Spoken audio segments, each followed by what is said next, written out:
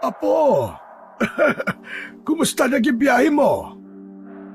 Maayos naman po, Lolo Leopoldo. Naway maging komportable ka muli sa probinsya natin. Bakit naman po hindi? Dito naman po ako lumaki sa inyo dati pa. Kasama po si Lola. Kaya wala po kayong dapat na alalahanin.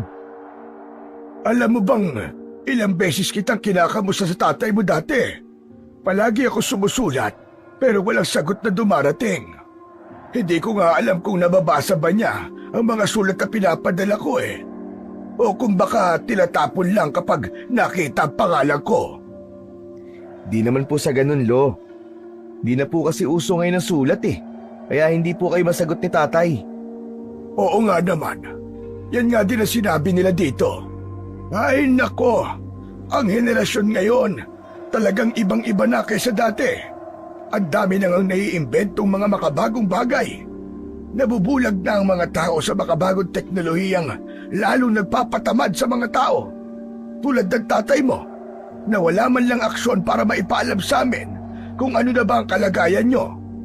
Wala na ba siyang pakialam sa amin o sa akin? Lo, huwag na lang po natin pag-usapan si Papa, pwede ba? Nandito po ako para magpahinga at humanap po ng kapayapaan dahil sa sunod-sunod na trahedyang nangyari sa buhay ko. Kung babanggitin niyo po ng babanggitin ang mga hinanakit niyo sa kanya, parang di naman ako lumayo sa Maynila. Ayoko na po marinig ang pangalan niya. Patawad na po. Hayaan mo at ibibigay ko sa iyo ang hinihiling mo. Di ko na siya babanggitin at di ko na rin tatanungin kung ano naging problema niyo para matahimik ka. Bueno, ipinaluto ko pala sa kasambahay namin ang paborito mong ulam, ang matamis na adobo. Nilagyan niyo ng pinya. Hindi ba't paborito mo yon? Naaalala ko kasi ang lola mo noon na ipinagluluto ka ng ganon. Halika na, kumain ka na muna. Mamaya na lang po siguro, Lo. Nasaan po pala si Lola? Nasa taas po ba? Ako na po ang tatawag sa kanya para sabay-sabay na po tayong kakain. Lola! Lola! Halika na po! Baba ka na, kain na po tayo! Apo, huwag mo nang tawagin. Matagal nang wala ang lola mo. Namatay siya noong nakaraang taon lang. Po? Ano po sinasabi niyo? Anong wala na? Nasaan po si Lola, Lo? Nasaan po si Lola? Hoy, ano ka ba? Huminahon ka nga. Ako ang hinihingal sa iyo eh. Paikot-ikot ka dyan. Wala na ang lola mo. Namatay siya noong nakaraang taon. At maski ikutin mo pa ang buong bahay ko, hindi mo siya makikita. Imposible naman po, Lolo. Nakita ko siya kanina nung pagdating ko. Nakatanaw siya doon sa may bintana. Kumakaway pa nga po sa akin eh. Imposibleng makita mo siya. Nagsasabi ako ng totoo. Yung mga sulat ko, ipinaalam ko sa inyo yon. Pero baka huli na nga nang dumating sa papa mo. Pero imposible, Lo eh. Nakita ko talaga siya kanina eh pagdating ko eh. Lo, nagbibiro lang kayo di ba? Alam niyo na rin maging prankster ha. Yan, yung adobo, siya ang nagluto niyan. Siya lang ang may recipe ng ganyan eh. Adobo na may ibinudbud na mani sa ibabaw. Nasa kusina ba si Lola? Lola? Apo, tama na. Wala siya sa kusina. Si Perlita ang nagluto niyan. Noon, bago pa mawala ang lola mo, ay ipinamana na niya kay Perlita ang ilan sa mga recipe niya. Imposible talaga eh. Bakit ganun? Wala man lang sinabi ang papa tungkol dito. Kung nalaman ko lang, umuwi ka agad ako dito eh. Bakit hindi man lang niya kami inaya para umuwi dito? Kasi ayaw na kami makita ng tatay mo. May kasalanan kasi kaming hindi naman namin sinasadya. Kung tutusin, ang kapakanan lang naman niya ang nasa isip namin. Ang kaso minsan kung ano pa yung maglalagay sa kanya sa tamang landas, yun pa ang ayaw niyang sundin. Apo, maniwala ka. Wala na talaga ang lola mo. Patay na siya. Hindi. Di pa rin ako naniniwala. Nakita ko talaga siya kanina eh. Nakasuot ng itim na blusa tapos suot pa niya yung gintong kwintas niya na may palamuting parang kristal. Patay na nga siya, Apo. Hindi ako nagbibiro at hindi kita niloloko. Bukas hayaan mo. Sasamahan kita sa sementeryo. Hindi, nakita ko talaga siya kanina eh. Sa palagay niyo po ba multo yun? Bukas ang third eye ko? Apo, wala kang third eye. Kita mo yan nakatayo sa lamin na yan, ha? Marahil ay nalaglag ang takip niyan kanina. At ang nasilayan mo ay ang figura ng larawan niya na nag-reflect sa salamin na yon. Magkatapat lang kasi ang salamin at bintana. Magkatapat ang larawan sa salamin. Isang triangulong koneksyon na nagpalaro sa iyong mga mata. Lola, Mabuti pa'y huminahon ka muna. Teka, tatawagin ko lamang si Perlita. Perlita! Pakikuha mo nga yung bote na kulay berde na naroon sa stand at dalhin mo dito. Yung iniinom ko na pampakalma at paiinumin nga natin tong apo ko. wala po ba kayong gamot na galing sa butika? Nako, wala iho. Hindi ako panatiko ng mga estetikong mga gamot. Ayoko doon. May masamang epekto yun sa katawan natin. Mas mainam pa mga dinikdik na halamang gamot. Sige po, kung makakatulong po yan, iinumin ko. Naniniwala naman po ako sa inyo kasi sa edad niyong yan, parang hindi po kayo tumatanda. Parang bata pa rin po kayo kung kumilos. Kailangan eh. Saka meron tayong mga sikretong formula at merong mga mutya. Kaya ganito pa rin tayo, Apo. Hayaan mo, sa mga susunod na araw, ituturo ko sa iyo ang sikreto. Pagkaraan ng kanilang usapan, tahimik na umupo si Baste sa isang sulok ng sala. Tinitigan ang larawan ng kanyang lola. Kitang-kita sa kanyang mga mata ang lungkot at pagkasabik. Hindi niya lubos matanggap ang pagkawala ng kanyang lola, lalo na't sariwa pa sa kanyang alaala ang masasayang sandali nilang magkasama. 3 araw ang lumipas. Inaliw na lamang ni Baste ang kanyang sarili sa pagtatanim ng mga halaman sa paligid ng bahay ng kanyang lolo. Sa mga nakaraang araw, bihira silang magkausap dahil abala si Lolo Leopoldo sa pagbabantay ng kanilang bukirin. Lalo na't panahon ng anihan, madalas ay inaabot pa ng gabi bago sila magkita. Gustuin man ni Baste na sumama sa bukid, hindi siya pinapayagan ng kanyang lolo, lalo na't laganap ang patayan sa kanilang probinsya. Dahil dito, lalo siyang nakadama ng takot at pangamba. Dagdag pa rito ang mga naririnig niyang kakaibang ingay tuwing gabi. Minsan, nagigising siya dahil sa sobrang lamig ng ihip ng hangin.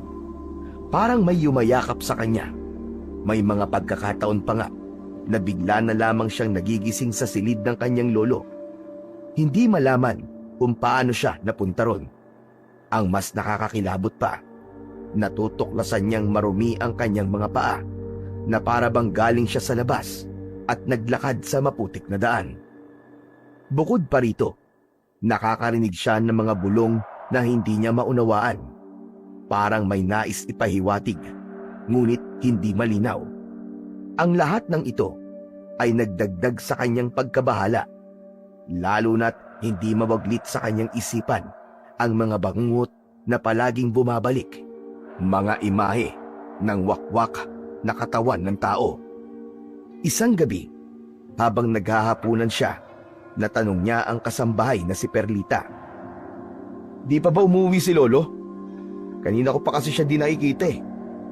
Ganun ba talaga kapag anihan? Di nag-uuwi dito sa bahay niya? Ganyan po talaga siya.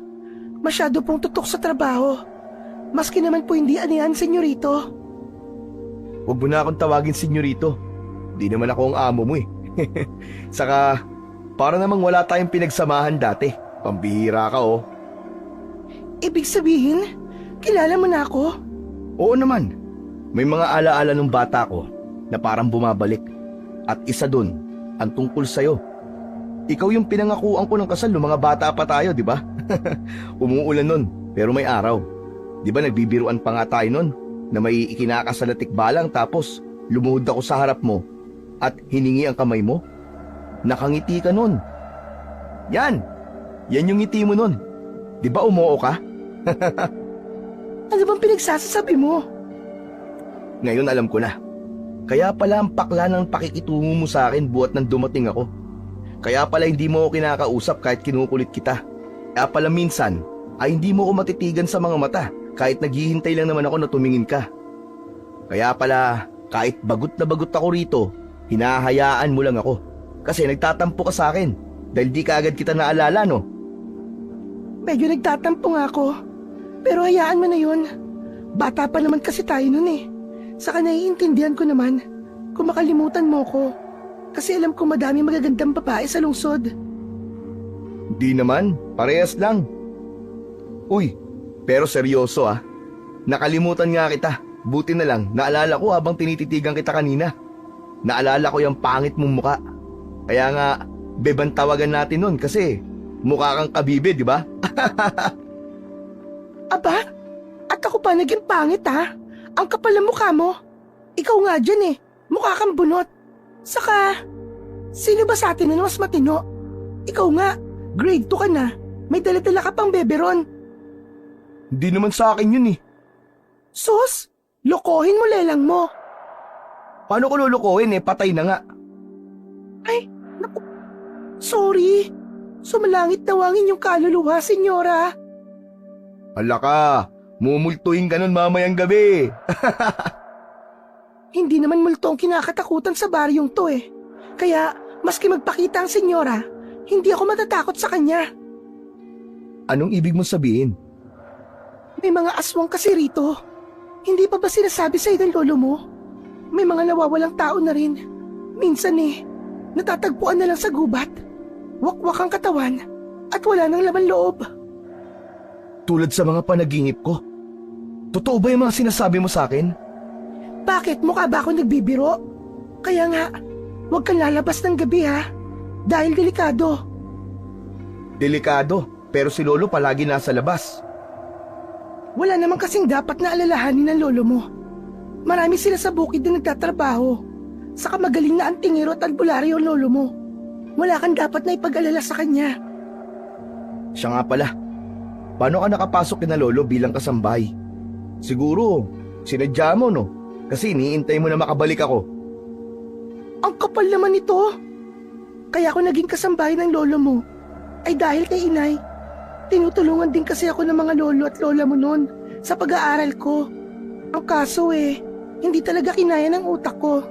Kaya tumigil na lang ako sa pag-aaral at namasukan ako sa kanila bilang kapalit ni inay. Nasaan ang nanay mo? Patay na rin. Ah, sorry. Ayos lang. Nagkasakit kasi siya. Sabi nila cancer daw. Pero sabi ni lolo noon, binabantayan ng aswang ang nanay ko. Hindi na naagapan. Kasi yung kinakasama ng nanay ko noon, hindi naniniwala kay lolo. Ayaw niyang ipagamot sa albularyo. Wala akong magawa noon. Kaya, siya ang nasunod. Kaya yun, namatay ang nanay ko. Abay, walang yan naman pala talaga yung naging asawa ng nanay mo eh. Kaya nga panay ang pakiusap namin nun ni nanay. So, hindi pumayag ang hayop. Ay nako, huwag na nga natin siyang pag-usapan. Bumabalik lang sa akin ang lahat. O, halika na. Sumabay ka na lang sa akin kumain. Nakakalungkot kumain mag-isa eh. Sigurado ka ba? Sa bagay, kanina pa rin ako nagugutom eh. O, sige na, umupo ka na dyan. Kumain ka na. Eh yung lolo ko, kumusta naman siya nung namatay si Lola? Malungkot syempre, pero palaban sa buhay ang lolo mo. Bukod sa bukid, halos inilalaan niya ang lahat ng oras niya sa paggawa ng mga potion na gawa sa halamang gamot. Kita mo naman, diba? Yung mga estante na punong-puno ng mga botelya. Buti na sabi mo yan. May balak na nga akong linisin ng mga yun eh. Naku, pag nagkataon pala malalagot pa ako kay Lolo kapag ginawa akong bagay na yun. Malalagot ka talaga kapag pinakialaman mo mga gamit niya. Eh yung suot ni Lola na kwintas sa larawan, nandito pa ba? Oo, nandito pa. Nasa silid ng mga ribulto. Silid ng ribulto? Hanggang ngayon, meron pa rin yun? Alam mo bang kinatatakutan ko ang silid na yun nandito? Nakakatakot naman kasi ang daming malalaking ribulto tapos nung minsang napasok ako doon, alam mo ba kung ano nangyari? Parang gumagalaw yung mga ribulto tapos masasama ang tingin sa akin. Ano ka ba? Imahinasyon mo lang yun.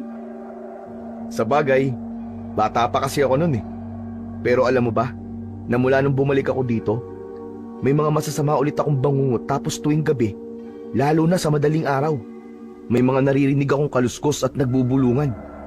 Sa palagay mo, galing kaya ang ingay na yun dun sa silid ng mga rebulto? Naririnig ko rin sila. Pero payo ng lolo mo na wag na lang daw ako mag-iingay. Pabayaan ko na lang daw ang mga kaluskos na yun.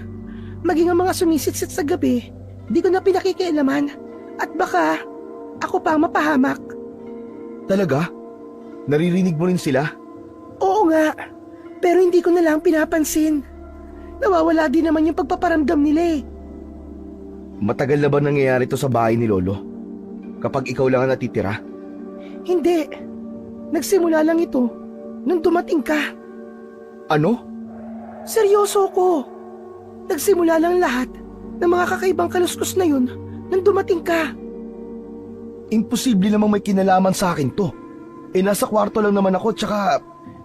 Teka, hindi kaya si Lolo may gawa ng mga kakaibang ingay na yun kapag gabi? Hindi ko lang alam. Pero bakit naman siya gagawa ng ganun? Ano yun? Para takutin tayo? Imposible naman. Napaisip ang binata sa sinabing yun ni Perlita. Ang lolo, noon ba ganyan din siya? Na halos hindi na umuwi dito kapag may gawain sa bukid? Hindi naman. Kaya nga nagtataka rin ako minsan eh. Saka alam mo ba, na may nakikita ako mga bitbit niya na di naman sa bukid dinadala. Mga gamit niya sa panggagamot at mga pangontra sa aswang. Hindi talaga siya sa bukid nagpupunta. Baka may kinalaman to sa sinasabi mo kanina na may mga sumasalakay na aswang dito sa baryo. Pwedeng oo, pwede namang hindi. Pero alam mo, Baste, mabuti pa, kausapin mo na ang lolo mo. Humingi ka ng oras sa kanya. Di ba matanda na rin siya? Di mo masasabi ang panahon. Baka bigla na lang siya mawala sa'yo. Tama ka, Perlita. Malaki ang punto mo. Kailangan ko na siguro siyang kausapin. Gusto ko sanang sabihing magpahinga na muna siya para naman magkaroon kami ng oras sa isa't isa. Tama ka dyan, Baste. Huwag mo nang ipagpabukas. Alam mo namang mabilis ang takbo ng panahon. Mahirap na magsisi sa huli. Oo, pero ang hirap din kasi. Ilang beses ko nang hinintay na magkausap kami, pero lagi ako nauunahan ng antok. Pag uwi niya galing sa bukid, halos pagod na rin siya. Kaya nga, kung may pagkakataon ka kahit saglit lang, subukan mo na. Hindi naman kailangan na mahabang usapan eh. Basta iparamdam mo lang na mahalaga siya sa'yo. Salamat, Perlita. Susubukan ko mamaya kapag umuwi na siya. Sana, magkausap kami kahit sandali lang. Ay naman pala eh. Sige na, Baste. Huwag mo nang palampasin. Kapag nandyan na siya, lapitan mo kagad. Mauuna na ako sa taas ha. Magpapahinga na ako. Tandaan mo yung bili ni Lolo ha. Huwag kang lalabas ng bahay o kung sino man sa atin. Oo, sige na. Magpahinga ka na. Usap na lang tayo sa susunod. Salamat ha.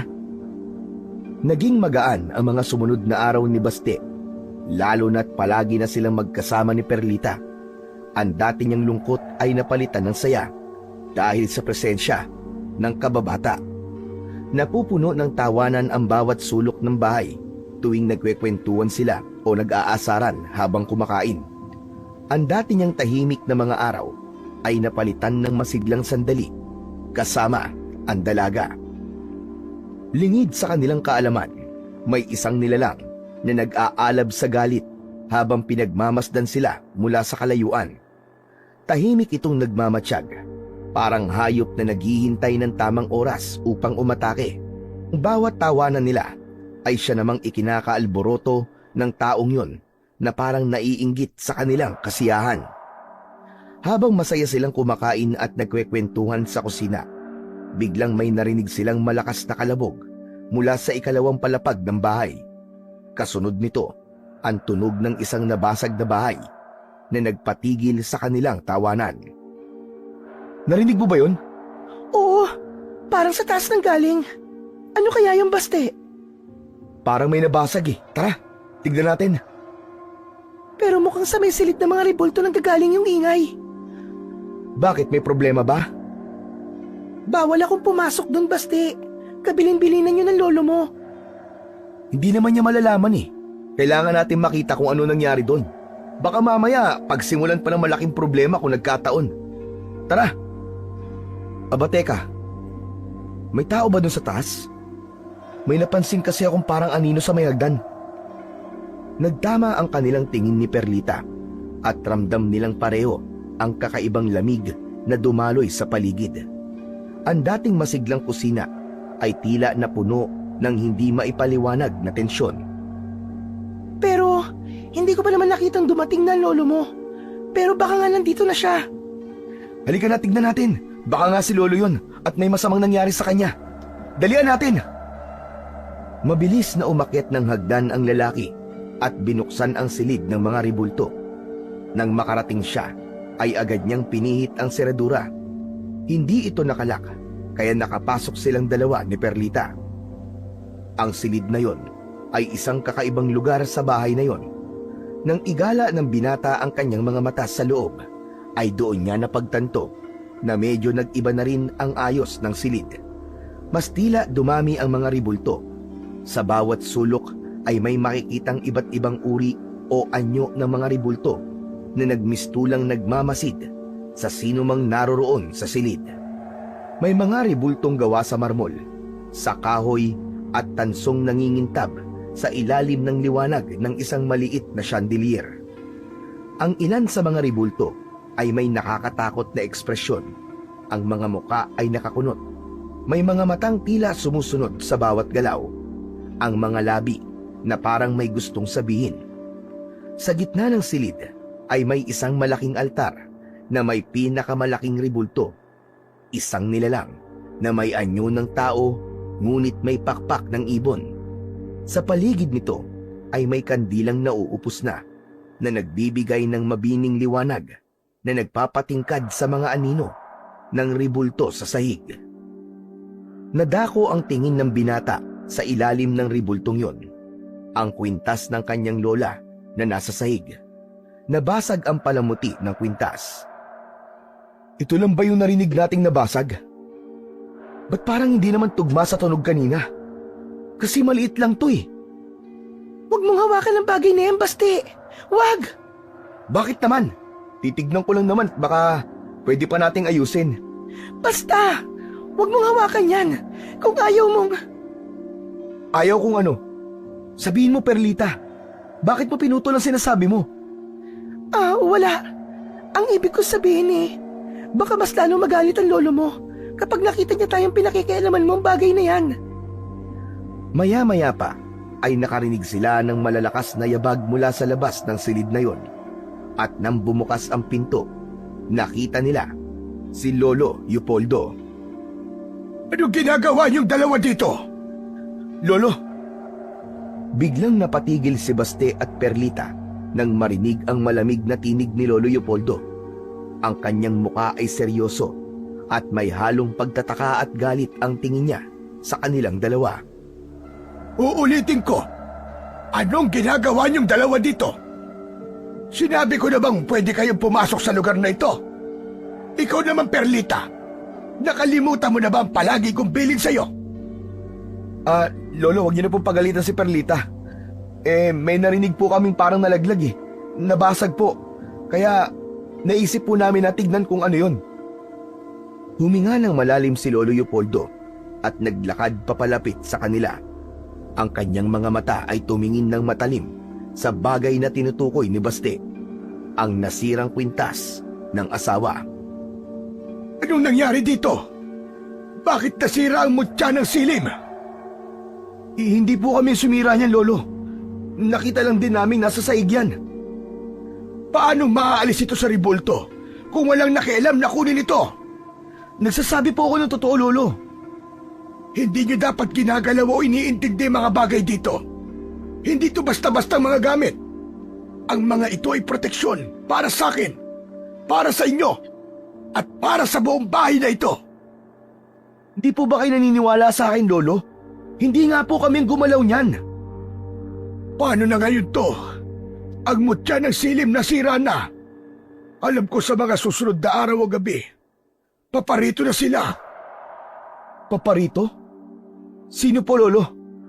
Mabuti pa, ay umuwi ka na muna sa inyo, Perlita. At ikaw naman, Baste, doon ka na lang muna sa silid mo. At wag na wag kang lalabas, naiintindihan mo ba? Teka, Lolo, naguguluhan po ako. Ano po ba nangyayari? Mari ko po bang malaman? Naguguluhan po ako sa inyo eh. Lumabas na kayo. Wag na kayong babalik pa sa silid na ito. May mga bagay na mas mabuting hindi nyo na lang alam. Nagugulong lumabas ng silid ang dalawa. Halos 2 araw na di siya kinibo ng kanyang lolo.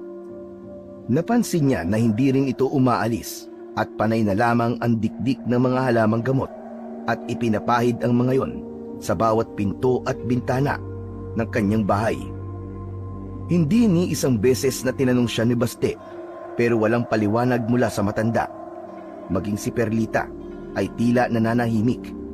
Sa kabila ng tensyong nangyayari sa kanila, wala silang kamalay-malay na may isang tao nang nagbabalak sa kanila ng masama. Lolo, hanggang ngayon pa rin ba galit pa rin kayo sa akin? Dahil po ba to dun sa kwintas ni Lola? Lolo, humihingi na nga po ako ng tawad sa inyo dahil sa nasira po yun. Pero totoong hindi naman talaga kami nakasira nun eh. Pero dahil alam ko pong alaala niyo yun mula kay Lola, kaya po inihingi ko na po ng tawad. Alam ko naman na wala kayong kasalanan. Ang totoo niyan ay nag-aalala lang ako. Alam ko na sa mga susunod na araw ay haharap tayo sa matinding pagsubok. Inabas ang aswang! Biglang nahinto sa pag-uusap ang dalawa at nagkatinginan. Narinig nila ang malakas na sigaw ng isang lalaki. May mga naririnig din silang ingay na tila nanggagaling sa maraming tao sa labas ng kanilang bahay. Nang silipin nila ito mula sa bintana, ay nakita nga nila na maraming tao sa labas na may dalang itak at mga sulo. Lumabas ng bahay si Perlita nang makita niya ang manliligaw na si Joselito na nasa bakuran ng kanyang amo. Hoy! Ilabas niyo ang aswang! Kailangan mamatay ang aswang! Ano bang ginagawa mo, Joselito? Ano tong gulo na to? Dahil may ikinakanlong na aswang sa bahay na yan. Ano bang pinagsasasabi mo? Nahihibang ka na ba? Walang aswang dito. Si Lolo Leopoldo ay isang albularyo, hindi isang aswang. Bakit ka gumagawa ng ganitong gulo? Hindi mo pa ba alam na kaya hindi nauhuli na matandang yan ng aswang dahil dito sa bahay niya nakatira ang aswang? Kaya ilabas ang aswang! Ilabas ang aswang! Itigil mo na to, Joselito. Ano ka ba? At bakit naman ako titigil, ha? Alam mo bang ilang gabi na kami nagmamanman dito at nakikita naming labas-pasok sa bahay na yan ang aswang na gabunan. Delikado ang aswang na yan. Anong gabunan ba ang pinagsasabi mo? Wala akong kilalang gabunan. Tsaka, ano ba ang gabunan, Aber? Huwag ka na magmaang-maangan pa, Perlita. Alam kong may tinatago kayo sa malaking bahay na yan. Ang gabunan na pumapatay sa mga inosenteng tao. Wala siyang awa sa pagpatay sa mga walang kalaban-laban na inosenteng buhay. Ano nga kasi ang gabunan? Sabi ng lolo ko, mababangis na aswang ang mga yon. Normal na tao sila, pero sa gabi ay nangingitim ang kulay at namumuti ang mga buhok. Biglaan na lang silang kikitil ng mga taong nasasalubong nila. Walang awa. Ano? Pero wala talagang aswang dito, Joselito. Kung totoong may aswang dito, sino naman? Baka ako. Sa palagay mo maniniwala kami dyan sa paandar mo, ha? Ano ba sinasabi mo? Bakit ba kayo ganyan? Bahay to ni Lolo Leopoldo. Mag-isip na kayo na maayos. Siya ang gumagamot sa ating mga sakit. Ano bang klaseng pagbibintang yung ginagawa mo? Na may nagkakanlong ng aswang dito? Yung bagong salita. May nakita akong ibang tao dyan. Nakalandian mo. Minsan nakita ko kayo. Kalandian? Pwede ba, Joselito? Kung si Bastian tinutukoy mo, di mas lalong walang saysay ang pagbibintang nyo. Galing sa Maynila yung tao. Hindi siya isang aswang. Kita nyo na? Kita nyo na mga kasama? May bagong salita nga. Ano ba yung pinagsasabi mo? Nahihibang ka na talaga, Joselito. Magpagamot ka na nga. Hindi mo ba napapansin na dati naman, kapag may mga aswang na sumasalakay dito sa atin, ay mabilis na nare-resolba ng matanda. Pero buwat kang dumating yung taong yan dito, lumala ang patayan. Pero hindi mahuli-huli na matandang albularyo. Bakit? Kasi malapit sa kanya ang aswang. Palabasin ang aswang! Palabasin ang aswang! Ang mga tao na sumama sa pagsugod na yon ay nagsigawan at sinasabihang palabasin ng aswang. Dahil sa mga narinig na sinabi ni Joselito, ay mas nag-init ang tensyon sa paligid. Galit na galit sila kay Baste at halos sumpain ang buong katauhan nito, maski di pa naman nila nakikita. Sinubukang pigilan ni Perlita ang mga ito, pero sadyang matigas ang mga yon at buo na ang loob nilang paslangin ang aswang. Mabilis na bumalik sa loob ng bahay ang babae. Samantala, sa loob ng bahay, isang matinding bili naman ang iniwan ng matanda bago pa ito lumabas upang kausapin ang mga tao. Dito ka lang. Huwag na huwag kang lalabas. Naaamoy ko na sila. Marami silang nagbabalat kayo sa labas. Po? Sinong sila? Teka lo, gulong-gulo na talaga ako eh. Ano po ba talaga nangyayari? Bakit sila nagkakagulo sa labas? Narinig mo naman, di ba? Pinaghihinalaan ka nilang aswang sa baryo na to. Ano? Ako, aswang? Nagpapatawa ba sila? Grabe naman. Ako na nga ang ginagambala ng mga yan tapos ako, aswang? Hanggang dito ba naman ay susundan ako ng mga yan? Anong ibig mo sabihin?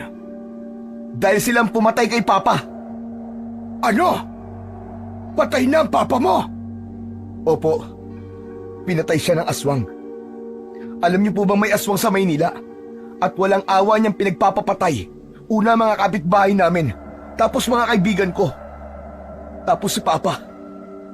Lumayo ako doon bago pa masaksiyan ko ang unti-unting pagkaubos sa mga taong mahalaga sa akin. Kung ganun, ay nangyayari na nga. Nangyayari po ang alin, Lolo? Ipapaliwanag ko sa ibang araw, Apo. Wala na tayong oras. Kailangan mo magtago sa kanila. Ako ang haharap sa mga taong yan. Anong magtatago? Bakit ako magtatago? Kailangan mo magtago dahil basag na ang mutya ng silim. Ano ba kasi yung mutya na yun, Lolo? Proteksyon yun laban sa mga aswang para hindi ka na sana nila maamoy. Para di nila malaman na narito ka. At proteksyon para hindi sila makapasok sa aking bakuran. Pero wala na ang mutya, nasira na. Saka na lang tayo mag-usap. Sige na, lumayo ka na muna. Tumakas ka na muna. Tara na, Baste. Hindi nagbibiro ang mga tao nasa labas. Teka, ano ba nangyayari, Lolo? Ipaliwanag niyo po muna itong lahat sa akin. Yung mga tao sa labas, ang iba doon, hindi karaniwang mga tao lang. Naaamoy ko masansang nilang amoy. Mapapahamak ka dito, Apo. Perlita, nakikiusap ako. Ilayo mo ang apo ko. Huwag mong hahayaan na mapahamak siya. Nangyayari na po, Lolo? Ito na po ba yun? Oo, tama ka. Ito na nga yun. Apo, hawakan mong librong ito. Nakapaloob dyan ang mga gamot, mga katagang pangontra, at mga paraan kung paano manggagamot. Kung sana lang ay naging mas maagap kang dumating, matutulungan pa kita. Pero kung sakali mang mawala na ako, Apo, aralin mo ang lahat ng nakapaloob dyan. Huwag mong hahayaang mamayani ang kasamaan sa mundo. Ikaw ang itinakda kong tagapagmana, Apo. Ano? Ano po ba sinasabi niyo, Lo? Ikaw na ang bahalang magpaliwanag sa kanya, Perlita. Heto ang mutya ng itim na alon. Gamitin niyo to sa pagtakas. Ang ibinigay na mutya ni Lolo Leopoldo ay isang misteryosong mutya na kung tawagin ay ang mutya ng itim na alon. Ginagamit ito ng mga antingero o may tangan ng mutya para hindi sila mapansin sa paligid. Nakikiusap ako. Tulungan mo ang apo ko, Perlita. Dangan din lamang at matagal na rin kitang naging estudyante nung narito pa ang iyong ina.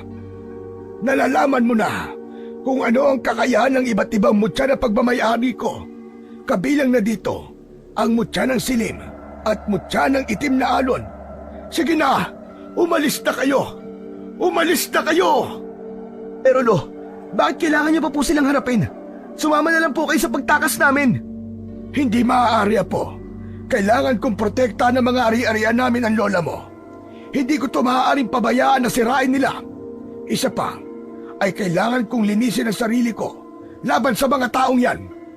Perlita, makinig ka. Ipangako mo sa akin na hindi mo pababayaan si Basti. Opo, nangangako po ako, Lolo Leopoldo. Halika na, Basti. Saan naman tayo pupunta? Dalin mo siya sa kapatid kong si Marcelo. Nanlaki ang mga mata nila nang marinig ang tinig ng mga nagkakagulong tao sa labas. Sige na! Bilisan nyo na, umalis na kayo! Heto na ang mutya ng itim na alon. Kailangan mo itong lunukin na po. Ito na ang tamang panahon para maging isa kayo ng mutya. At ito naman, para sa iyo, Perlita. Inumin mo ang pinagbabara ng mutya para maging kahati ka din ng kanyang kapangyarihan at makaalis kayo dito na walang aberya. Ano po? Lulunukin? Magiging isa? Kahati? Teka, wala po ako naiintindihan, Lolo. Sige na, umalis na kayo. Mag-iingat kayo. Walang nagawa si Basti kundi ang sumama kay Perlita. Gusto man niyang harapin ng mga tao upang mapatunayang hindi siya isang aswang, ngunit hindi niya magawa. Batid niyang ikapapahamak niya ito, lalo pa, at mukhang kumbinsido na ang taong bayan na patayin siya. Madilim sa labas at ang tanging nagbibigay ng liwanag ay ang mga sulo na hawak ng mga tao sa labas. Bago nila buksan ang pinto sa likod ng kanilang bahay, ay hinawakan niya ang mutya at pumikit bago ito isubo. Ang mutya ay isang malakristal na bagay. Kulay itim yun na kumikislap at ang nasa loob ay parang mga itim na alon sa dagat. Nang malunok ito ng binata, ay biglang tila gumalaw ang lupa na para silang inaalon habang nakapikit ang kanilang mga mata. Ngunit nang mawala na ang bahagyang pagkahilo, narinig nila ang boses ni Lolo Leopoldo na tumalab na ang kapangyarihan ng mutya. Ininom na rin ni Perlita ang tubig. Humakbang na sila palabas ng bahay. Walang narinig ang sinuman kahit ang maiingay nilang mga yabag habang tumatakbo palayo sa lugar.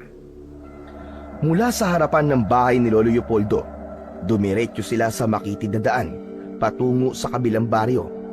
Hindi sila tinamaan ng liwanag ng mga ilaw mula sa mga bahay sa paligid at tila wala ni isang nilalang na nakaramdam ng kanilang pagdaan. Ang kanilang destinasyon ay ang bahay ni Lolo Marcelo, nakababatang kapatid ni Lolo Leopoldo sa kabilang baryo. Sa bawat takbang, nananatiling kalmado si Perlita habang mahigpit na hawak ang mutya sa kanyang palad. Ang mutya ay tila lumilikha ng isang proteksyon na balabal ng anino at ang anumang ingay mula sa kanilang mga galaw ay natatabunan nito. Hindi rin sila nasundan ng sinuman kahit pa maraming mga osisero sa baryo na karaniwang nakabantay sa paligid. Naglakad sila ng naglakad hanggang sa marating nila ang kanilang destinasyon. Bumungad kay Basti ang isang bahay na kabaligtaran ng pagmamay-ari ng kanyang lolo.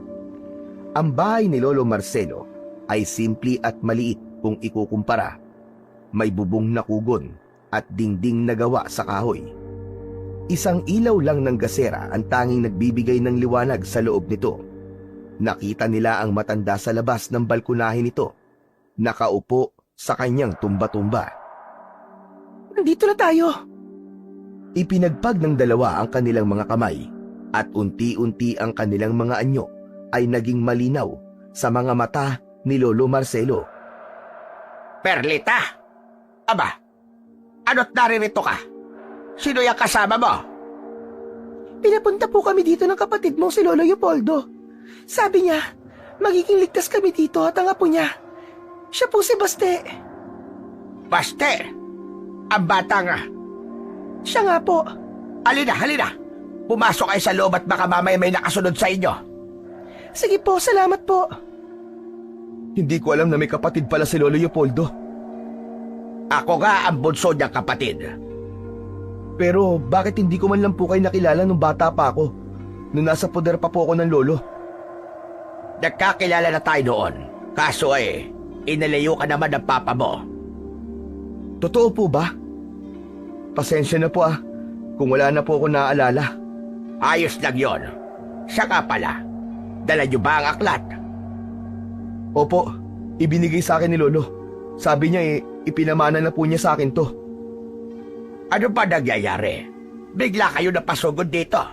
Kanina pa nga ako nagbabantay dito sa labas dahil nararamdaman ko ang pagbigat ng hangin at parang may ipinapahiwatig.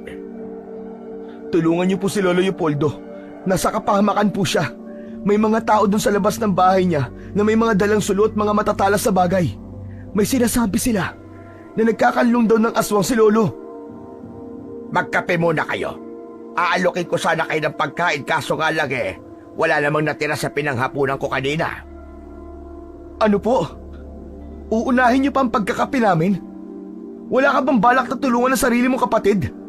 Wala. Wala? Bakit? Ba't tayo mo tumulong?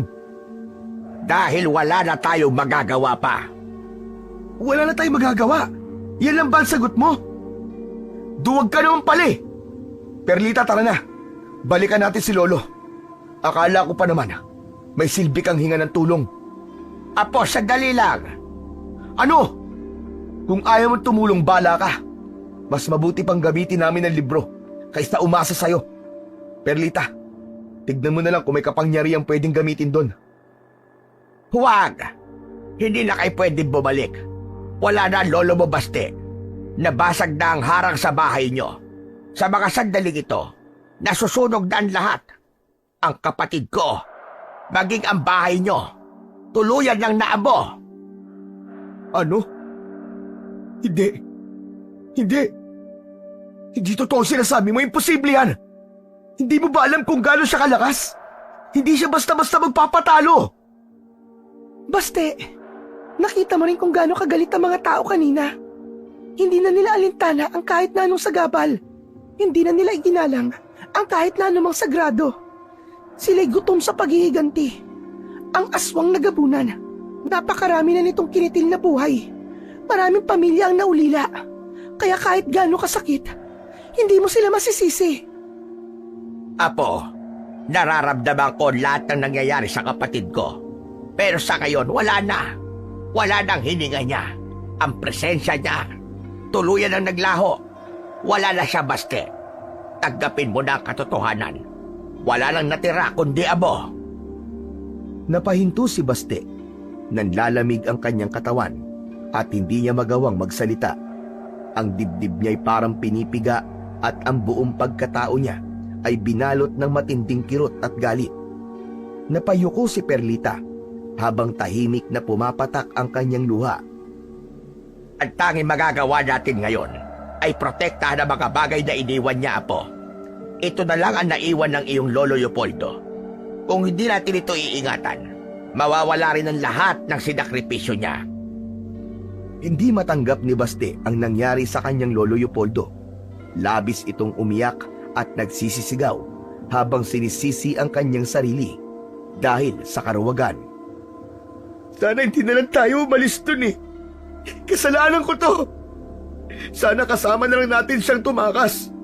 O kaya sinamahan natin siyang kalabanin ng mga taong yun. Nagsinungaling si Lolo Marcelo upang iligtas si Baste mula sa mga aswang.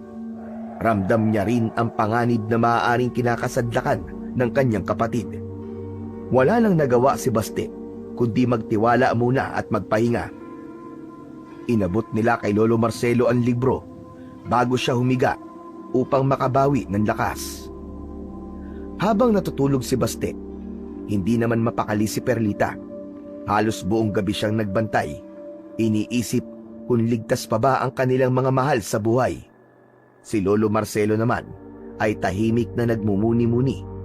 Hawak ang libro at iniisip ang pinakamainam na paraan upang protektahan ang apo. Kinaumagahan, hindi inaasahan ang nangyari. Nilagnat si Baste. Namumutla siya at tila nangihina. Agad itong ikinabahala ni Perlita at Lolo Marcelo na parehong nagtanong kung dulot ba ito ng pagod o o kung may mas malalim pang dahilan. Lolo, ano po nangyayari sa kanya? Bakit sobrang init ng buo niyang katawan? Nakakapaso pag hinawakan. May nainom siya. May ibinigay ba sa kanyang inumin? Bato o kaya hiyas? Pinalunok sa kanya si Lolo Leopoldo. Ang mutya ng itim na alon. Kaya pala, kailangan niyang kayanin ang kapangyarihan ng mutya. Dahil kung hindi, Kung hindi po ano, Lolo? tuluyang pinoproseso ng hiyas na yon ang buong katawan niya. Sa oras na hindi niya kayanin ang init nito, ay tuluyan na siyang mamamatay. Gawan niyo po ng paraan. Hindi po siya pwedeng mamatay. Hindi pwedeng may gawin ako. Hindi ako pwedeng makialam sa ganito. Kung mabubuhay siya, ibig sabihin ay pinahihintulutan siya ng bathala. Pero kung mamamatay siya, hayaan na natin. Ano? Abay, grabe ka naman, matanda ka. Mas matindi ka pa pala kay Lolo Leopoldo. Kagabi, naiintindihan pa kita eh. Nung ayaw mong tulungan ng iyong kapatid. Pero eto, anong klase kang kapamilya? Tulong! Ang init! Ang init! Tulungan niyo ako! Kailangan mo malampasan ang pagsubok ng mutya sa iyong katawan na po. Lakasan mo ang loob mo. Dahil oras na malampasan mo yan, magkakaroon ka ng kakaibang lakas at kapangyarihan dulot ng mutya. Di ko na kaya! Parang nasusunog ang mga lamang loob ko! Mas mabuti pa, Perlita. Iwanan na muna natin siya. Dahil sa ganun ay hindi na siya maistorbo. Malalaman natin mamaya kung makakaligtas ba siya o hindi. Hindi ko siya iiwan. Tutulungan ko siya.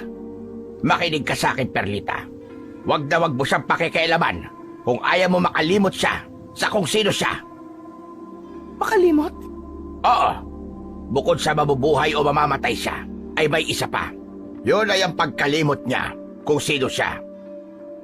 Hindi na nagtanong pa si Perlita nang makita niya ang seryoso at tila bumangis na muka ng matanda. Lumabas sila ng silid. Naging saksi ang dalaga sa naging paghihirap ni Baste. Ang mahihina nitong pag-ungol, ang malalakas nitong pagsigaw at paghingi ng tulong. Ngunit wala siyang nagawa dahil sa mga banta ni Lolo Marcelo. Nagtiwala na lamang siya sa matanda at pikit mata at takip-tenga na lang siya sa nakikita at naririnig. Nagdadasal na sana ay malampasan ito ang nararamdamang epekto ng paglunok sa makapangyarihang mutya. Halos 3 araw din silang naghantay hanggang sa isang umaga. Nagising sila na wala na silang naririnig na anumang ingay. Bumukas ang pinto ng silid ni Baste. Magandang umaga. Bungad agad ni Baste sa dalawa na nakaupo sa sala. Ayos ka na ba? Wala na bang masakit sa'yo? Kumusta na ang pakiramdam mo? Teka, isa-isa lang. Oo, ayos na ako. Malakas na ang pakiramdam ko. Parang ang walang nangyari. Ano ba nangyari? Ano? Wala ka natatandaan sa mga nangyari sa'yo? Yung mga sakit, yung sigaw, yung mga ungol mo. Ha? Meron bang ganon? Wala akong maalala eh. Kundi yung napakahabang panaginip ko. Paano nangyari yun, Lolo Marcelo? Bakit wala siyang maalala? Talagang hindi niya yun matatandaan. Yan yung sinasabi ko na dapat ay huwag natin siyang papakialaman dahil ang kapalaran na niya ang magtatakda kung mamamatay ba siya o hindi. Mamamatay? Wala naman ako matanda na nangyaring ganyan ah. Basta na naginip lang ako. Isang mahabang panaginip. Mahabang panaginip? Alam mo bang, nasa silid ka na yan na halos 3 araw? Nagsisisigaw ka na parang nasusunog. Ano? 3 araw? Teka, hindi naman yata totoo yan. Parang isang saglit lang ako natulog ah. Totoo, Baste.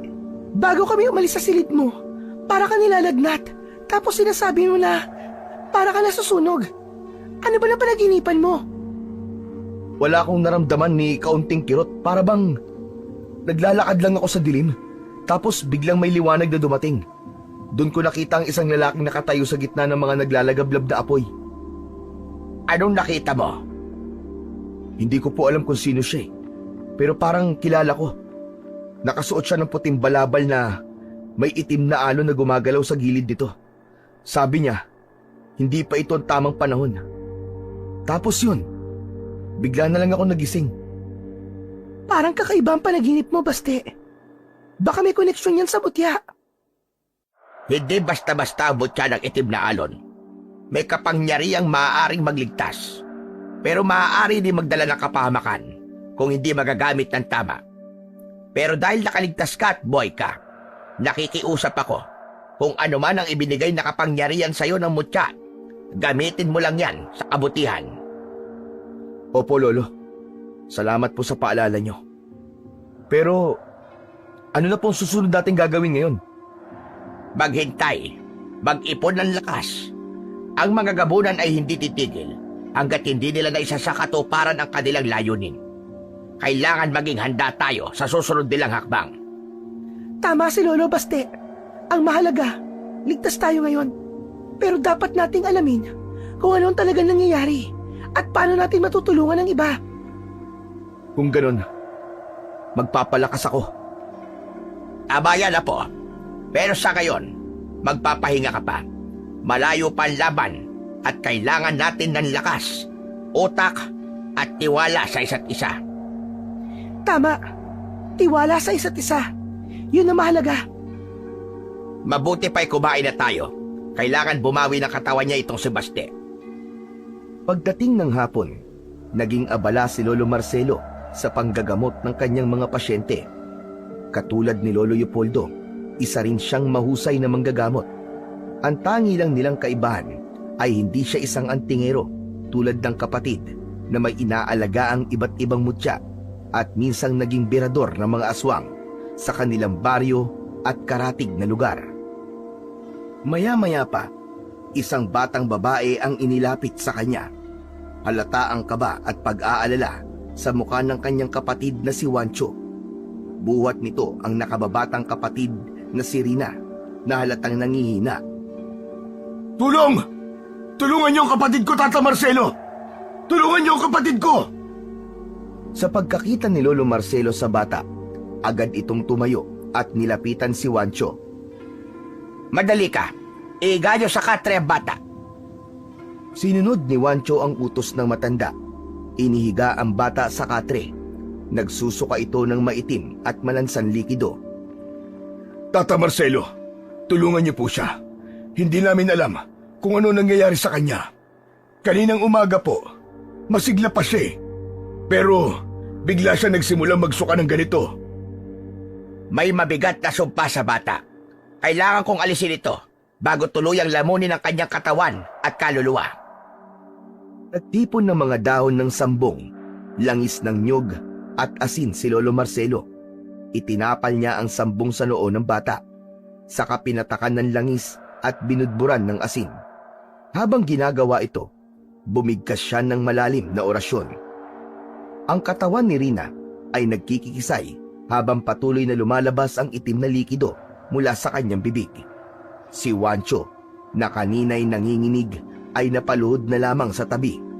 Umiiyak, ngunit nananalig na magagawa ni Lolo Marcelo ang kanyang tungkulin. Maya-maya pa, huminto ang batang si Rina sa pagsusuka.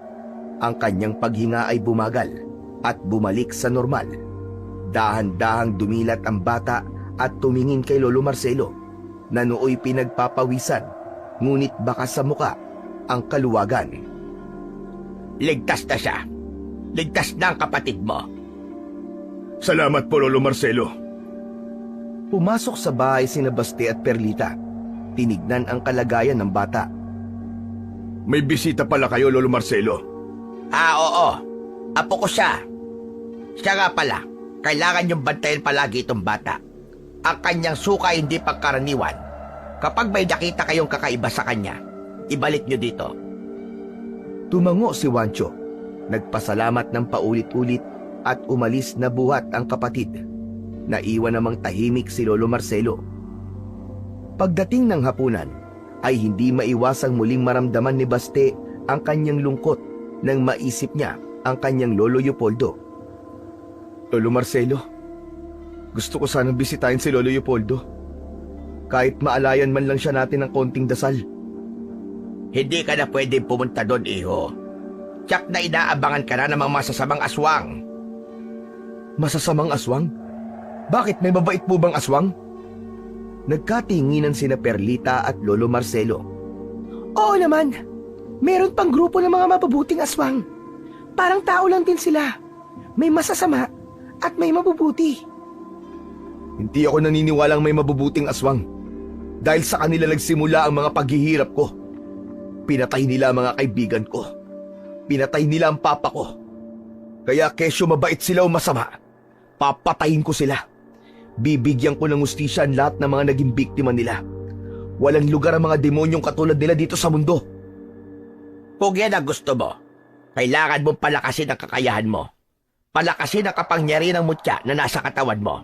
Dahil sa ngayon, maski gaano ka pakalakas sa inaakala mo, mahina ka pa rin. Baka hindi mo pa rin matalo ang pinakamalakas na aswang na kalaban ng... Oo nga, Baste. Mabuti pa'y mag-ensayo ka. Baka maaari kang turuan ni Lolo Marcelo ng mga kakayahan niya. Pero hindi ko kaya yon. Isa lamang akong pangkaraniwang albularyo na kaya lamang gumamot pero hindi kayang lumaban sa mga aswang. Di hamak na mas malakas sa akin at mas makapangyarihan ang Kuya Leopoldo ko. Limitado lang ang kakayahan ko bilang isang manggagamot at hindi rin ako pumupuksa ng mga aswang. Hindi ko kaya yon. Ganun po ba? Paano natin mapapalakas ang kapangyarihan niya? Lalabas ang tunay na kakayahan niya kapag nalaman niya ang totoo. Kapag natanggap na niya kung sino siya. Ano pong tungkol sa pagkatao kung dapat kong malaman, Lolo? Ang iyong tunay na kapangyarihan ay nasa iyong dugo mismo. Kahit nga wala kang mutya, ay kaya mo maging malakas. Ang mutya na ipinalunok sa iyo ng Lolo Leopoldo mo ay isang uri ng mutya para mabalansi mo ang iyong pagkatao, para makasabay ka sa bawat galaw ng tubig, at kaya mong balansihin o piliin kung saan direksyon ba ng alon ka susunod. Napakamatalinhaga naman po na sinabi niyo. Hindi ko po maintindihan. Pwede bang ipaliwanag niyo po sa akin ng mas maayos? Mahirap ipaliwanag, Apo. Basta, malalaman mo ang lahat sa takdang panahon. Yan na naman tayo sa takdang panahon. Si Lolo Leopoldo din, yan ang sinasabi sa akin bago namin siya iwan sa bahay niya. Malalaman ko daw sa tamang panahon tapos wala na. Namatay na siya. Huwag naman sanang pati ikaw Hoy, ano ba yan? Huwag naman sanang pati si Lolo Marcelo. Yun na nga inaakala ko Parang may sumpa sa akin ang salita na yan. Yung namatay ang mama ko, sinabi rin sa akin yan. Ang iyong ina? Lolo, nakilala niyo po ba si Mama? Hindi, Apo. Kahit larawan ng nanay mo, ay hindi ko pa nakita. Nung araw kasi, ay hindi pa tanggap ng Lolo Leopoldo mo ang napiling kabiyak na tatay mo. Gusto niya ay yung mayamang pamilya sa bayan, anak ng gobernador. Subalit, ano pa nga ba magagawa ni Kuya Poldo kung buntis na ang babae? Ang ibig niyo pong sabihin nung ipinagbuntis ako ni Mama? Tama ka. Bakit inayawan ni Lolo si Mama? Sasabihin ko na sa'yo, ang lahi ng iyong ina ay kontra sa lahi namin. Ano po? Paanong kontra? Nang malaman lang yun, Lolo, ang tungkol sa pamilya ng mama mo, ay nilagyan niya ng palangga ang bahay nila. Ang mutya ng silim ang dahilan kung bakit di minsan ay hindi makapasok sa bahay nila ang iyong mama. Galit na galit ang iyong ama noon, kaya naniraan sila ng mama mo sa Maynila hanggang sa ipanganak ka. Pero namatay ang iyong mama. Nawala sa tabang wisyo ang iyong ama. Naging pariwara ang buhay. Kasama ako ng iyong lolo noon nang itakas ka niya sa papa mo. 3 taon ka pa lang noon. Kaya ba ganun na lang ang galit ni Papa kay Lolo? Nung nasa poder ka ni Kuya, ginawa namin ang lahat para mabago ang kapalaran na... Anong kapalaran po? Anong kapalaran? Natigil sila sa pag-uusap nang may biglang mapansin si Perlita sa labas. Nakabukas ang kanilang bintana noon. Lolo Marcelo, may tao po sa labas. Parang may nagmamanman. Agad na tumayo si Baste at sumilip sa bintana. Sa ilalim ng liwanag ng buwan, kitang-kita ang figura ng isang lalaki na nagtatago sa likod ng punong mangga malapit sa bahay. Totoo po sinasabi ni Perlita. May tao nga nagmamanman, Lolo. Aba, at talagang sa atin pa nagmamanman ang taong yan. Mabuti pa ipuntahan mo. Ngayon mo subukin ang kakayahan ng iyong mutya. Sige, ako na po ang bahala, Lolo. Mag-iingat ka, Baste. Hindi natin alam kung sino yan at ano ang pakay niya. Tumango si Baste. Kinuha ang itak na nakasabit sa dingding at tahimik na lumabas ng bahay. Sinundan siya ng tingin ni Perlita at Lolo Marcelo habang naglalakad siya patungo sa direksyon ng punong mangga. Habang papalapit si Baste, biglang kumilos ang figura ng lalaki sa likod ng puno. Napansin ni Baste na tila hindi ordinaryo ang kanyang kilos. Mabilis at halos parang anino ang galaw. Hoy! Sino ka?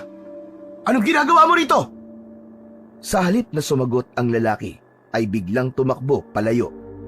Agad na hinabol siya ni Baste. Hindi niya napansin na kaya niyang sabayan ang bilis ng taong kanyang hinahabol. Tumalas din ang kanyang pandama at pati na rin ang kanyang pang-amoy.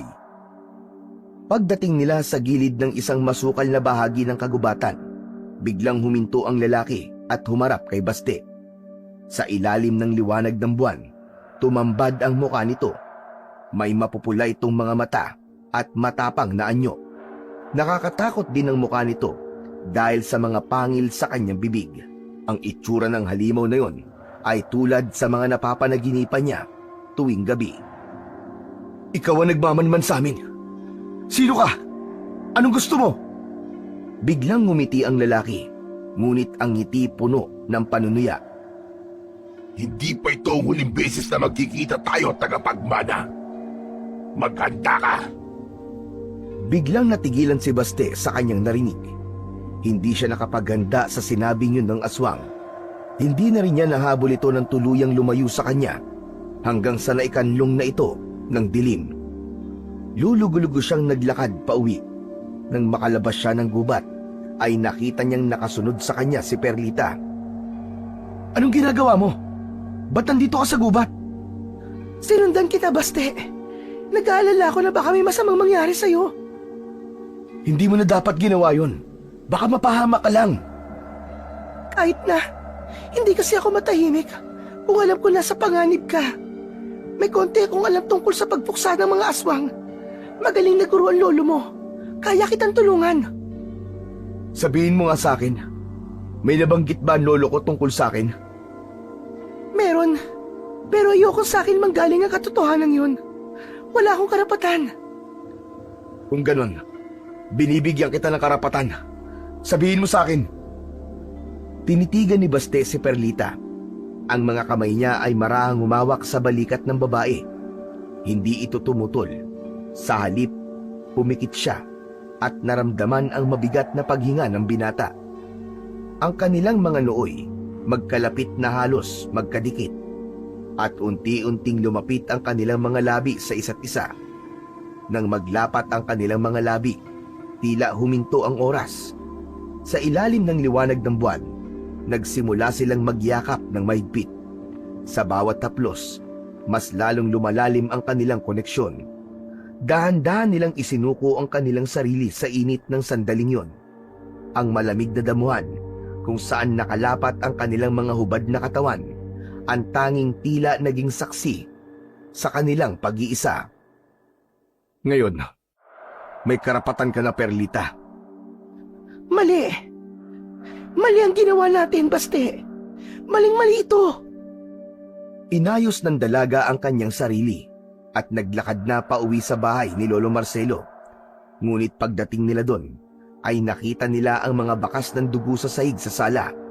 Nang sundan nila ang mga bakas na yon, ay nakita nila sa dulo ang wala ng buhay na katawan ni Lolo Marcelo. Makikita sa katawan nito ang mga malalalim na sugat sa kanyang katawan at ang butas sa leeg nito na parang kagat ng pangil. Hindi! Ano nangyari dito? Bakit? Lolo Marcelo! Diyos ko! Ano nangyari? Agad siyang lumuhod sa tabi ng matanda. Hindi makapaniwala sa nangyari.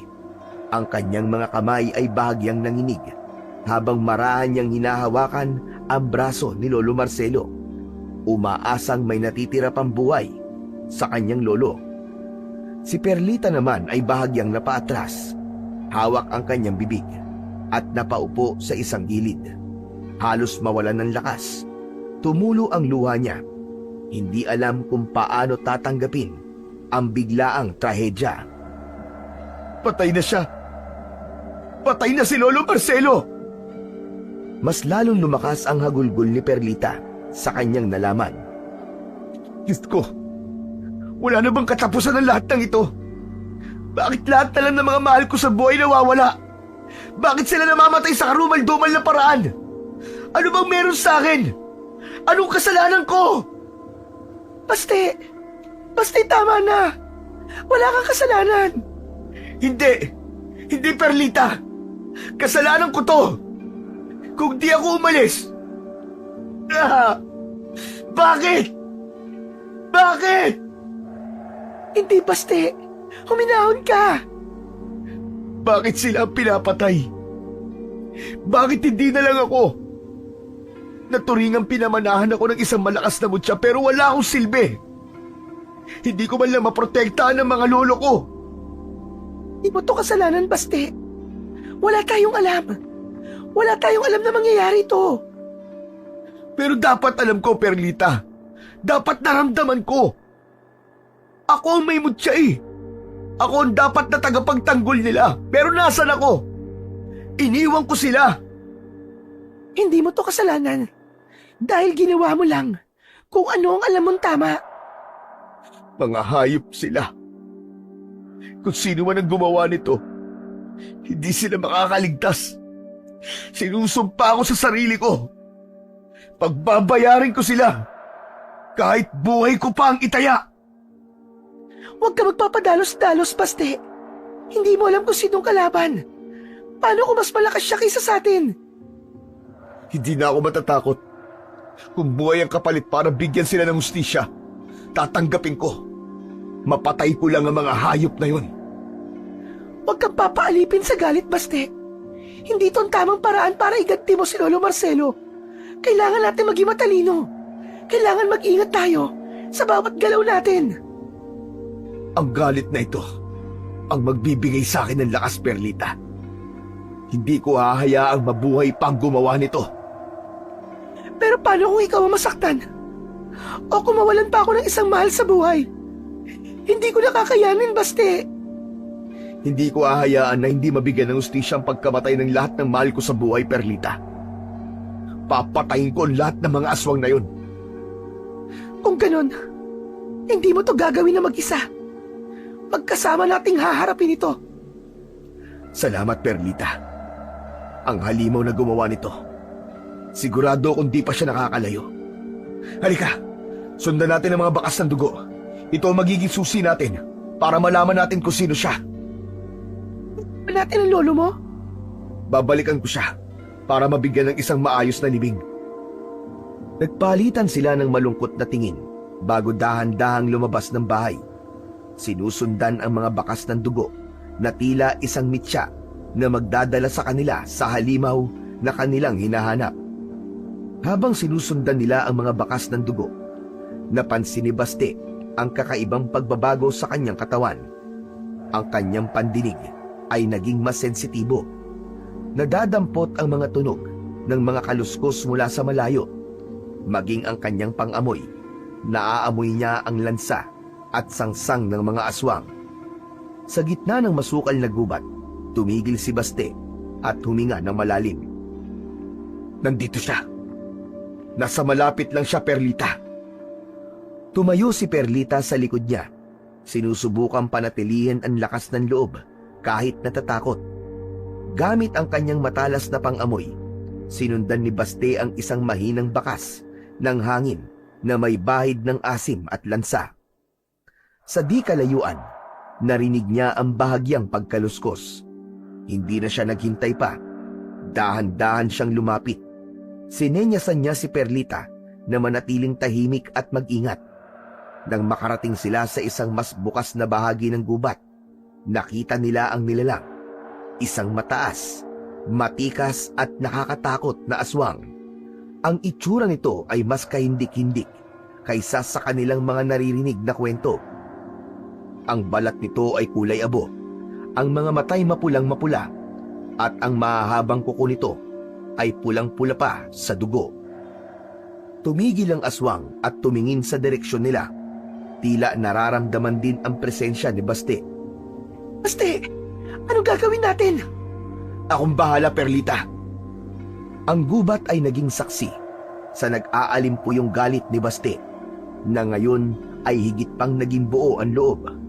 Ang labanang yon ay hindi lamang para kay Lolo Marcelo, kundi para sa lahat ng mahal niya sa buhay na nasawi sa kamay ng mga halimaw na tulad ng kaharap nila ngayon. Habang papalapit siya sa aswang, naramdaman niya ang kakaibang enerhiya na gumuguhit sa kanyang katawan, ang kapangyarihan na mula sa mutyang ipinalunok sa kanya ng kanyang lolo Leopoldo. Ang enerhiyang ito ang nagpapalakas ng kanyang pandama at nagbibigay sa kanya ng kakaibang tapang. Ngunit sa halip na harapin siya, biglang umatras ang aswang. Tila nag-iba ang intensyon nito at nagsimulang tumakbo papalayo. Hindi nagdalawang isip ang binata na habulin ito. Tumakbo sila sa gitna ng gubat. Ang bawat takbang ni Baste ay mas mabilis, mas malakas, habang nararamdaman niya ang gabay ng mutya sa bawat galaw. Ang aswang ay pasulpot-sulpot sa dilim. Mistulang inaakit siyang sundan ito. Hindi nagtagal, narating nila ang isang bahagi sa gubat na may komunidad. Doon tumigil ang aswang sa may bukana nun. Natigilan si Baste sa kanyang nakita. Sa paligid nito, nakita niya ang maraming nilalang na tila nagdiriwang. Ang mga ito ay iba-iba ang anyo. Ang ilan ay may pakpak, ang iba naman ay may mahahabang pangil at kuko, at ang iba pa'y may kakaibang anyong hayop at tao. May mga mesa at pagkaing nakalatag, ngunit ang mga ito'y hindi pangkaraniwang pagkain. Ang mga nakalagay ay mga bahagi ng hayop na sariwa pa. Napagtanto niya na mga sandaling yon ay dinala siya ng nilalang na yon sa isang komunidad ng mga aswang. Sa gitna ng kasiyahan, napansin nila ang presensya ni Baste. Isa-isang tumigil ang mga nilalang. Unti-unting napalitan ang ingay ng katahimikan. Ang aswang na kanyang hinahabol ay biglang tumakbo palayo sa lugar na yon. Sa sandaling yon, naramdaman ng binata ang nag-aapoy na pakiramdam, hindi dahil sa takot, kundi sa galit para sa mga nilalang na yon. Hindi siya sigurado kung kaya niyang labanan ang mga yon, pero alam niya sa kanyang sarili na hindi siya maaaring umatras. Ang kanyang mga kamao, pakiramdam niya ay naging sintigas ng bakal, at ang kanyang mga mata sa paningin ng mga aswang ay tila naglalagablab na apoy. Ramdam nila ang lakas na taglay ng binata. Ngunit dahil isa itong estrangherong naligaw sa kanilang komunidad, isang banta ang tingin nila dito. Pakiramdam nila ay kailangan nilang ipagtanggol ang kanilang lugar at mga kalahi. Nagsimula silang maglakad papalapit kay Baste, hanggang sa may sumigaw at inutos nito na sumugod na ang iba.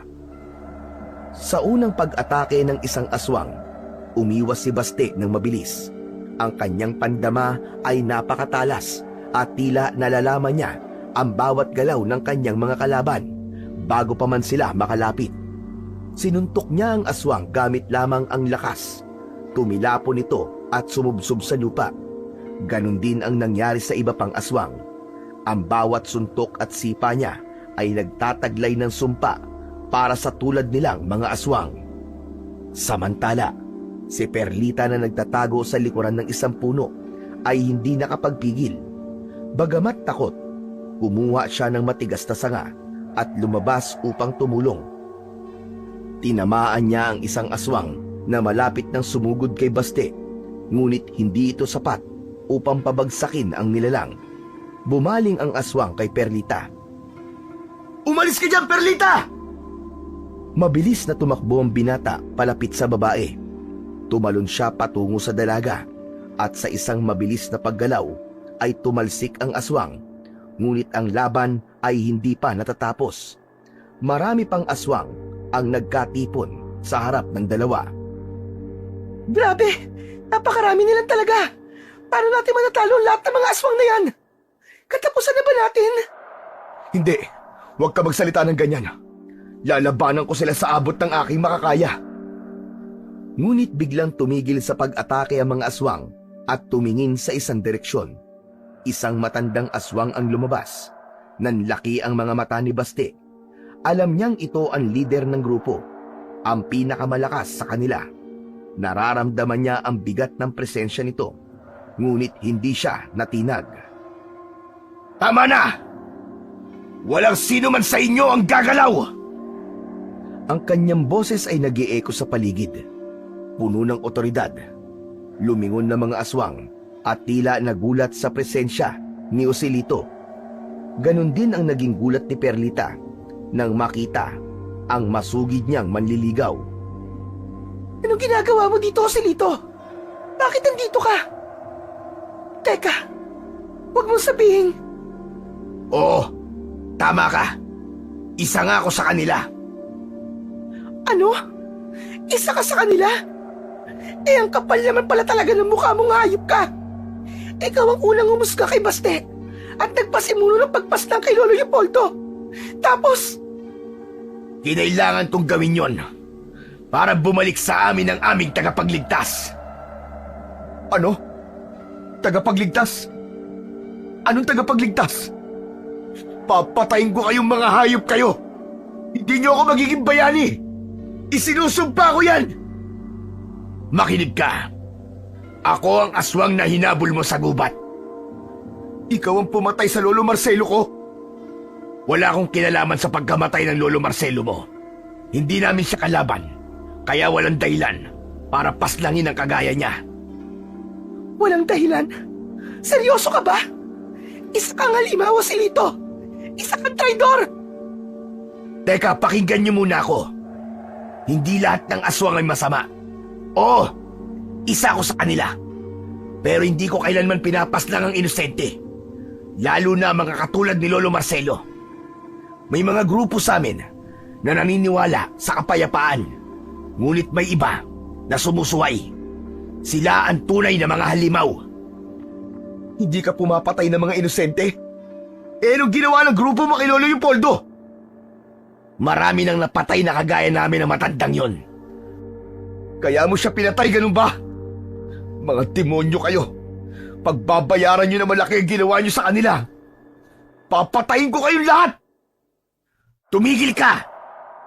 Hindi mo kailanman nanaisin na patayin ang iyong mga kalahi. Anong sinasabi mo? Anong kalahi? Ang matandang aswang na nakita mo. Siya ang aming pinuno. Siya ang iyong lolo. Hindi. Imposible. Wala sa lahi ko ang pagiging aswang. Wala sa dugo ko maging aswang. Matagal ka ng aswang, Baste. Isinilang kang katulad namin. Ang mama mo ay isang aswang. Hindi. Hindi. Hindi totoo ang mga sinasabi mo. Walang katotohanan yan. Inibig ng tatay mo ang anak ng aming hari. Kaya nga siya inayawan ng lolo mo. Dahil sa dugong nananalaytay, sa dugo ng aming prinsesa. Mga lahi tayo ng gabunan. Mga malalakas na aswang. Sinungaling ka. Sinungaling. Mula ako sa lahi ng mga albularyo. At kung aswang ako, dapat sana hindi ako nakapasok sa bahay ng Lolo Leopoldo ko. Dahil may mga pananggalang laban sa aswang ang bahay niya. Nakakapasok ka sa kanila dahil may dugo ka rin ng pagiging albularyo. Nangingibabaw ang dugo ng pagiging albularyo o aswang mo. Depende kung sino ang iyong mga kasama o kaharap. Ang mga katulad niyo'y walang awa. Kayo ang pumatay sa mga kaibigan ko, sa tatay ko, at sa mga lolo ko. Masasama kayong lahat. Mga kampon kayo ni Satanas! Hindi. Diyan ka nagkakamali. Hindi kami ang pumatay sa kanila. Lalo na sa tatay at mga kaibigan mo. Ikaw, Baste. Ikaw ang pumatay sa kanila. Ha? Hindi. Hindi totoo yan. Hindi totoo yan. Hindi ako pumatay sa kanila. Hindi pa patay ang Lolo Leopoldo mo. Nung sinasalakay na ang bahay ng lolo mo, itinaka siya ng mga aswang. Kitang-kita ng dalawa kong mga mata kung paano nila ito inilipad mula sa nag-aapoy na bahay. Ano? Totoo ba sinasabi mo? Nasaan siya? Nasa grupo ni Wancho. Sino naman ang Wancho na yun? Palagi ako nakamanman sa inyo at alam ko na may ginagawa ng pagkilos si Wancho para sirain ka. Hindi ko akalaing dadalhin ka niya dito. Alam ko na kung ano ang plano niya. Nais niyang labanan mo ang mga aswang dito para mapatay mo ang mga kalahi mo. Isang malaking kasinungalingan yung mga sinasabi mo. Inililihis mo lang ako sa katotohanan. Tutulungan ka namin mailigtas ang Lolo Leopoldo mo sa grupo ni Wancho. Seryoso ka ba niya sa sinasabi mo? Tsaka, sino ba yung Wancho na yun? Kanina pa ako nagtatanong sa'yo, ba't tayo mo sabihin? Si Wancho, ang nakita nyo kanina, ay isang rebelde sa amin lahi. Nais niyang maghari sa lahat ng mga aswang at gawing alipin ng mga tao. Ang pagkamatay ni Lolo Marcelo ay kagagawan niya. Baka niloloko ka lang niya, Baste. Yang taong yan ang traidor. Manloloko yan. Hindi ko kayo niloloko. Ginagawa ko ito para protektahan ang lahi namin at para matulungan kayo, Baste. Ikaw ang may taglay ng mutya. Ikaw ang taging makakapigil kay Wancho at sa kanyang mga plano. Kung hindi mo kami paniniwalaan, mas maraming buhay pa ang mawawala. Kung totoo ang sinasabi mo, paano mo mapapatunayan? Wala akong nakikita kundi isang halimaw na nagpapanggap na kaibigan. Kung kailangan kong ibuwis ang buhay ko para patunayan ang sarili ko, gagawin ko. Pero kailangan mong maniwala, Baste. Ang labanang ito ay higit pa sa personal na galit mo. Ang labanang ito ay para sa kinabukasan ng lahat. Sa gitna ng tensyon, biglang dumagundong ang lupa at narinig ang mabibigat na yabag na papalapit. Napalingon ang lahat at mula sa iba't ibang panig ng gubat ay sumulpot ang isa pang grupo ng mga aswang. Ang kanilang anyo ay mas mabangis, mas nakakatakot at halatang sanay sa labanan. Ang kanilang pinuno ay isang matikas at mataas na lalaki na may kakaibang aura ng kapangyarihan. Yun ay walang iba kundi si Wancho. Huwag kayong mag-alala. Hindi magtatagal ang labanang ito. Narito ko para tapusin kayong lahat. Ikaw ang pinuno nila. Anong gusto mo sa akin? Ako si Wancho at ako ang pumatay sa Lolo Marcelo mo. Ayop ka! Demonyo ka! Walang awa mong pinatay si Lolo Marcelo! Wala kang puso! Wala ba akong awa? Eh kung wala, bakit hanggang ngayon buhay pa yung isang matanda? Ano ka mo? Si Lolo Leopoldo?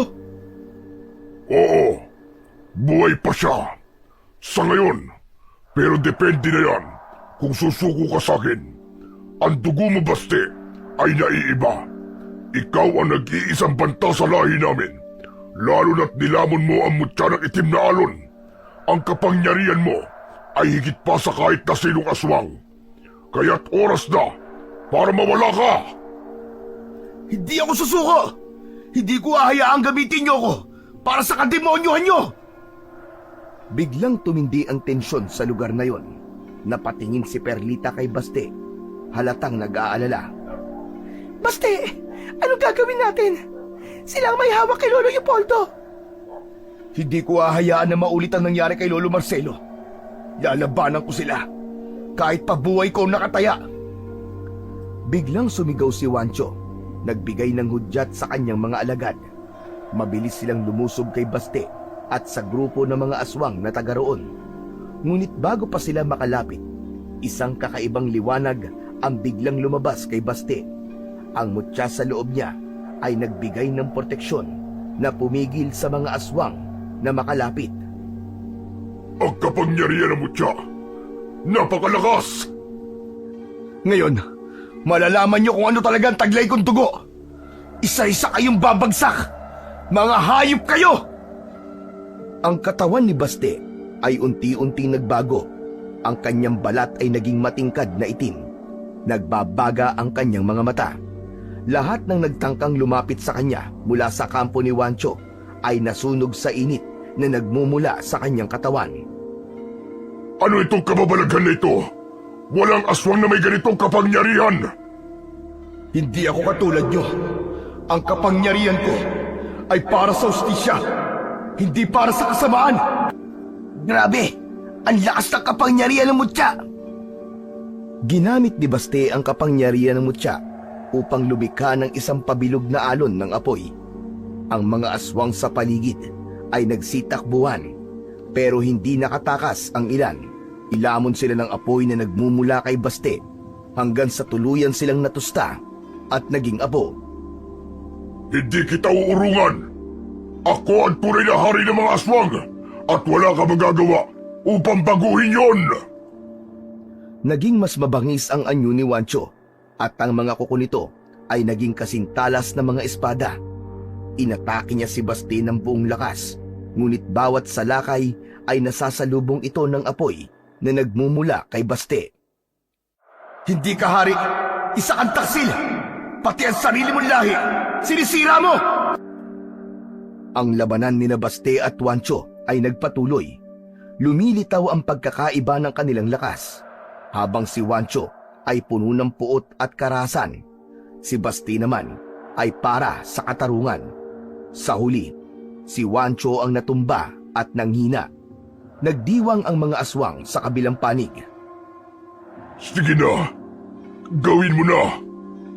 Patayin mo na ako! Hindi. Hindi makukuha ang hustisya dahil lang sa pagpatay. Pero hindi rin kita hahayaan na magpatuloy ka sa mga mali mong gawain. Ginamit ni Baste ang natitirang kapangyarihan ng mutya upang lumikha ng isang selyo na pumipigil kay Juancho mula sa paggamit ng kanyang kapangyarihan. Napilitan si Juancho na umatras dahil sa malaking kahihiyan. Tama! Tama nga! Siya ang nasa propesiya! Siya ang ating bayani! Mabuhay si Baste, mga kasama! Mabuhay ang apo ng hari! Matapos yung sabihin ni Joselito, ay agad na pumigil si Baste. Nagbago na uli ang kanyang anyo at bumalik na siya sa pagkatao. Tama na! Wala akong intensyon na maging bayani ng mga aswang. Biglang tumahimik ang paligid. Lahat ng mga aswang, kasama na si Joselito, ay nagulat at napatingin kay Baste. Ang kanilang mga ngiti ay napalitan ng pagtataka. Pero, Baste, ikaw ang nasa propesiya. Ikaw ang tagapagligtas na magdadala ng bagong pag-asa sa ating lahi. Kalimutan niyo na ang mga nangyari dito. Kayo ang nagpanalo sa laban at hindi ako. Walang Baste na naging bayani. Nagkakaintindihan ba tayo? Sana, sa pag-alis ko, magpakabuti kayo. Piliin niyo palagi ang tama. Kung nagawa ko, magagawa niyo rin. Pero, ang lolo mo, ang aming hari. Hindi ko siya kilala. Wala akong lolo na hari ng mga aswang. Halika na, Perlita. Kailangan pa nating hanapin si Lolo Leopoldo. Alam ko kung saan nila dinala ang lolo mo. Bilang kapalit sa lahat na nagawa mo, sasamahan ko kayo sa pagpunta ron. Matapos ang ilang oras na paglalakad, natagpuan na nga ng tatlo ang matanda sa kuta ni Juancho. Puno ito ng sugat at nanghihina. Lumipas ang mga araw, nang gumaling na ang matanda, ay muling ibinalik sa kanya ang libro. Sa ilalim ng gabay ng matanda, itinuro niya kay Baste ang lahat ng mga lihim ng albularyo at ang mga nilalaman ng aklat, mga ritual, panggagamot, at mga aral na may kinalaman sa balanse ng kalikasan at kapangyarihan. Mabilis na natuto si Baste at naging isang mahusay na albularyo tulad ng sa kanyang lolo Leopoldo. Sa paglipas ng mga taon, Si Baste ay patuloy na nakakaranas ng pagkauhaw sa dugo, isang alaala ng kanyang lahi bilang aswang. Gayunpaman, natutunan niyang kontrolin ito. Sa tuwing mararamdaman niya ang hindi mapigilang uhaw, mga hayop lamang ang kanyang pinupuntirya. Pinili niyang hindi kailanman saktan ng tao bilang panata sa kanyang mga nasumpaang prinsipyo.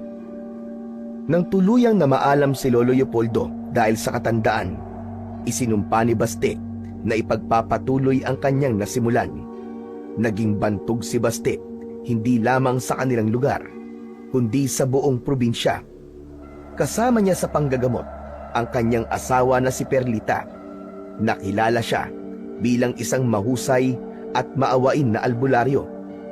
Ginamit niya ang kanyang karunungan hindi lamang para sa pagpapagaling ng sakit, kundi para ipakalat ang mga aral ng kabutihan at pagpili ng tama sa kabila ng kahinaan.